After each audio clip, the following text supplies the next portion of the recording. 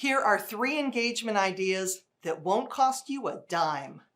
Pay attention. Ask employees about their career aspirations. Find out what they like to do and what they don't. Determine each employee's preferred mode of communication. Survey your employees regularly.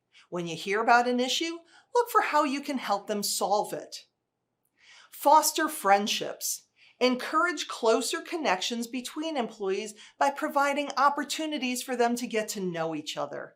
One client hosts a variety of trivia contests using fun facts supplied by employees. It's a unique way to cultivate conversations and build relationships based on similar outside interests.